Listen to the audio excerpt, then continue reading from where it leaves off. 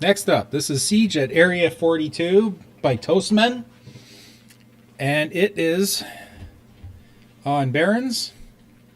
And it's a pretty interesting map. There's a lot going on, a lot of scripting. I saw a little preview of it, opening cam type thing, and yeah, lots of scripts going on. First thing I'll do, I just want you to listen to the map.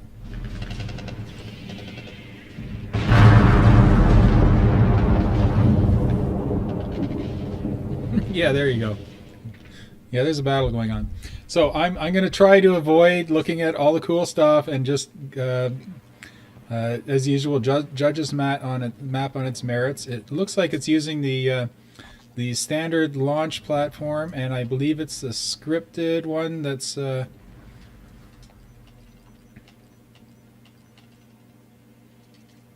never mind. I can't tell until it's in game, but.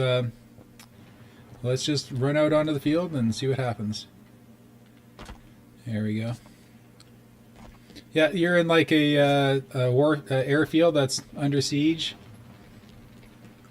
All kinds of scripted events. The guns fire, projectiles come out of them. I'm pretty sure that it's a little more active in game than it is in Forge mode, I'm assuming. But we aren't looking at it in.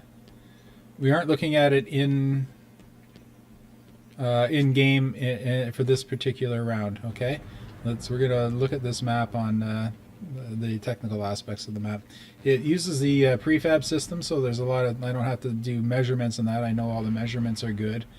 It I believe you can always tell if you go to the position, and yes, position is 0-0, so it's likely used the Baron's canvas. Possibly it was maybe it was just taking the canvas and moved slightly, but either way, yeah, it looks like it was a Baron canvas and then it was moved up a bit. That's my assumption anyway. Not 100% sure, but that does not matter. What matters is he's used the prefab, so I know the wall hops are going to be good. Oh no, there is a problem. Very minor is the wall hop ledge kind of trails off into nothing. And as I said before, if you have a ledge, it must be functional. And I don't think that this ledge is functional. Yeah, you see you fall off of it. So either move the no, the prefabs are fine. I'm just going to ungroup it because I don't know what's going on here. So I'm just going to ungroup everything. Yeah, there seems to be a lot running, scripts running or something like that, so it's getting kind of laggy to forge here. But yeah, here's a bit of a glitch for builders. You see, it's going back between the block and the invisible blocker block, even though I'm only looking at one block. So I don't know if it's this particular piece or if it's just if you have scripts running on your map. This block piece, you see how it's going back and forth. Look just below the center of the screen. You'll see it goes back and forth between the block and the invisible blocker. I don't know if it's just this piece or what's going on because I haven't really tested it, but this particular piece, and it's the piece that I use in the cam ring walls prefab for the walls. That particular piece, as I say, it may happen to other pieces, I don't know, but I know for sure it does happen to this piece, is that it loses its collision, I guess you'd call it. Like you can shoot through it, you can see players through it. They just like if you're looking at a player and he's on the other side of the wall, every second or so you'll be able to see his gamer tag and service tag, and then it disappears, then it shows up, then it disappears, and it kind of flickers in and out of existence. So it's almost like this piece is not here half the time. And so I would suggest, if you can, just pick a different piece rather than the one that's in the cam ring walls. I don't know if it does it for all blocks or if it's just a problem with that particular block. Either way, you should probably replace this, and maybe just replace it with a either a different width of block or one of the simple primitives. Either way, this needs to be I keep grabbing the wrong thing. Okay, there's the block. There's the block. I think I got it. I'm going to group them. Hopefully it worked. Yeah, this just needs to come out. Just, you see there's a little bit of a decorative edge on it. It just needs to come out to just past there. Okay? Just big enough so that a player can stand on this wall along the full length of the wall. See, the way you had it, they would get halfway and then they would fall off. So that's got to come out a little bit.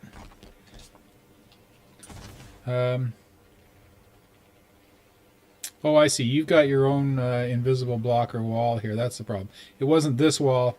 I think it might have been the invisible blocker that's behind it. Yeah, it is, because you see, you've added this wall yourself. This isn't part of the prefab. And the problem with that is you didn't put it in exactly the right position.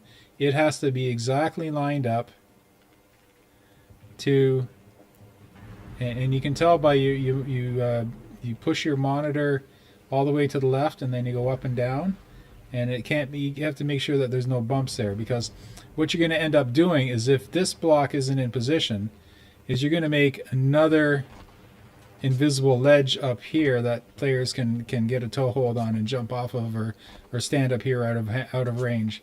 So make sure that this block here is pushed all the way back so that it's just as far back as the team blocker that you can, the one that you can run through. So make sure those are mesh. Make sure you can stand on this. Now, there is a bit of a issue that you don't have on one side but you do on the other. You see how you've perfectly I'm going to say you perfectly marked the walls, but you can probably move that a little bit closer. Okay, here, let me go at the top so you can see what I mean.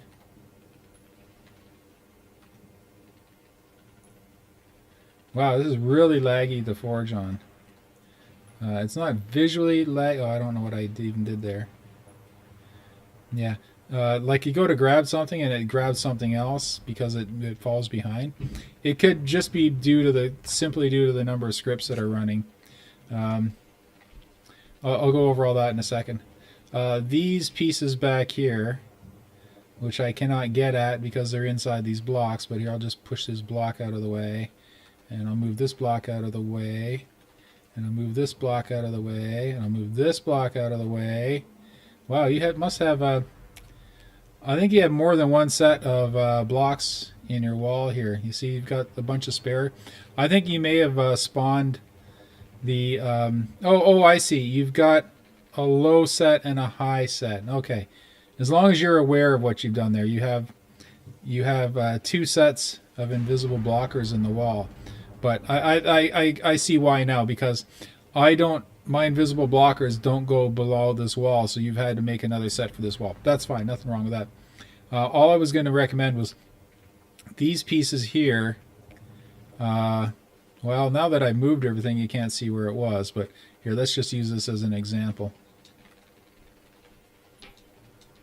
I don't know what's going on with this, but they were approximately like so. So these pieces here,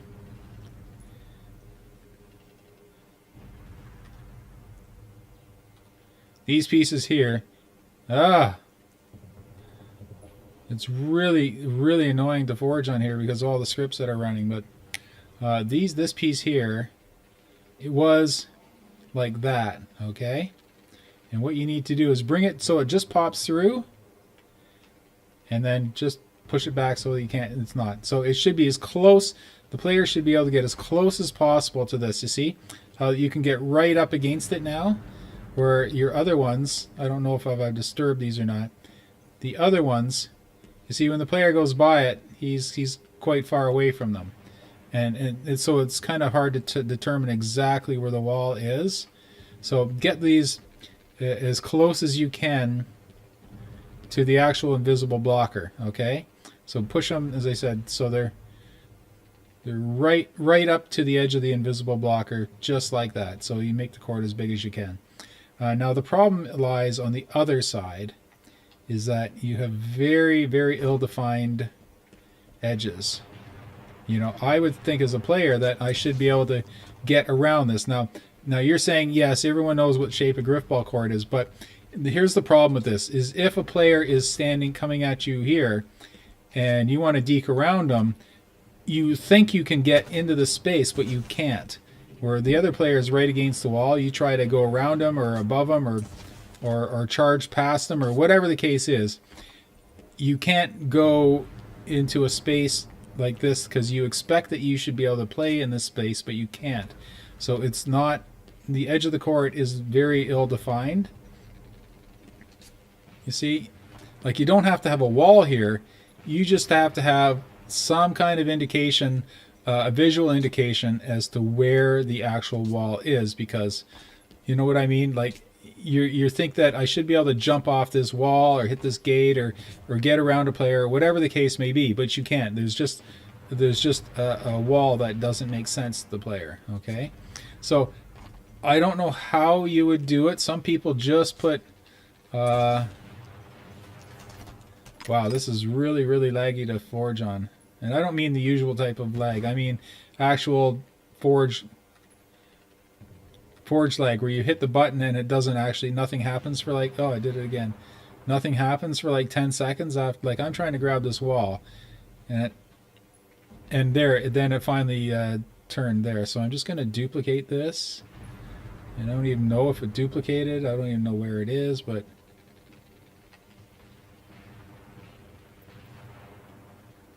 it's over there somewhere. Weird. There it is.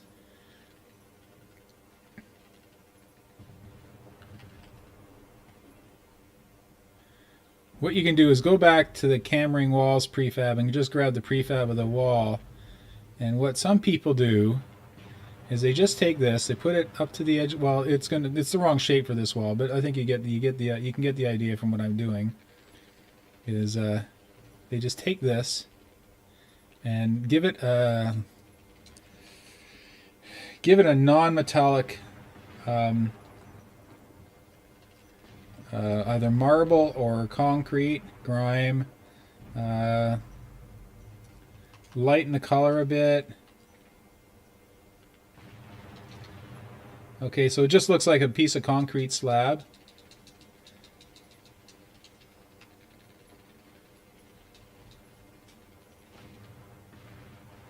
And put that, oh, excuse me. Put that just right at the very edge of the wall, just like so. So it looks like either a line painted on the floor, you can make it look like a line painted on the floor, or just a concrete barrier or something.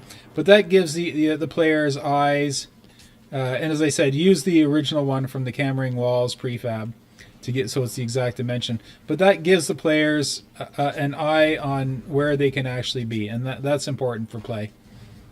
Okay, and it doesn't have to be as big and as obvious as this. You can use it as something subtle. You could even use decals, like how you used. Where am I? Like these decals here. You could even just paint lines like a dotted line or a caution line or something like that, something along the floor, just so that the players know exactly where the edge of the court is. Okay, so I think that's all this court needs. Well, except I completely destroyed it, but that's okay. This is my copy, not yours. I'm just going to delete this one. So I think that's it.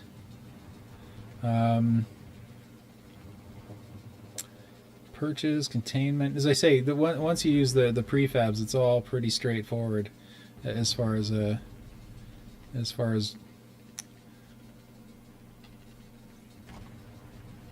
Wait, you're telling the players not to touch the bomb? That's okay. Oh, that's not a huge problem. It's this isn't a huge problem, but I'm going to bring it up, and I'm going to leave it up to you as to whether they want to fix it or not. You see the goal keys are fairly well marked, and they're symmetrical, but the bomb pickup ring is not. Okay? And players use this ring to orient themselves so they know exactly where they are in the court. And the problem with it being there is a player is going to think that he's closer to the plant than he actually is, and it could throw their timing off, because Grifball players, especially ones that have been doing it a long time, they have their moves down, and their team knows what the rest of the team is doing. And as they say, you'll confuse them, not totally, but you'll throw them off if your court decorations are off center. Okay, so that could be a problem. I don't know how it's going to affect the design and layout of your court, but this ring in the middle has to be centered on the bomb pickup. Now, it probably is, and I think what's happened is, oh, that's what's happened. It's me. It's not you. Sorry, it's me. I went and moved your prefab when I was trying to grab that wall, and Forge is being glitchy for me. So, yeah, you know what? There you go. Never mind. I take it all back. I'll try to edit that part out of the tape. I won't, but never mind. My bad. I screwed that up. So that is perfect. So ignore that. Ignore that. I apologize. It's perfect. Okay, so make those changes.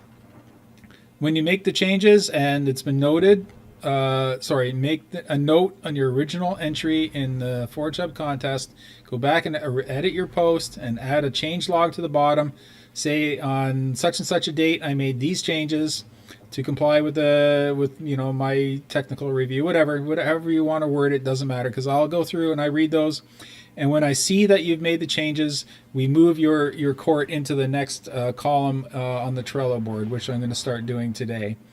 And then we will review it a second time. But we won't review it a second time until you've made a note that says you've made the changes, so that way it keeps us up to date. You don't have to message us. Just like I go through the entries on the Trello board quite often. So you just have to make a note in there, and as soon as I see that note that you've made changes, I move your map into the next column, and we'll look at it again give it a second pass to make sure you've made all the noted changes. Now, in a case of a court like this, my batteries are about to die, so this could cut off quickly. In a case of a court like this, we will also have to look at it in-game to make sure that it works properly in-game and in a multi-round game variant. So in the meantime, when you're testing your maps, always test them in with the multi-round Grifball game type, which I will put in my bookmarks. I realize they aren't there, but I will stick that in my bookmarks, and you can grab that for testing. So that's it for this one. This should be up at... Oh, I was going to say, it makes no sense me telling you when it's going to be up at YouTube. It's going to be up at YouTube when you watch it. So there you go. So the next court will be Grifball by Dunko, and I'll be recording that shortly. So see you guys in a bit.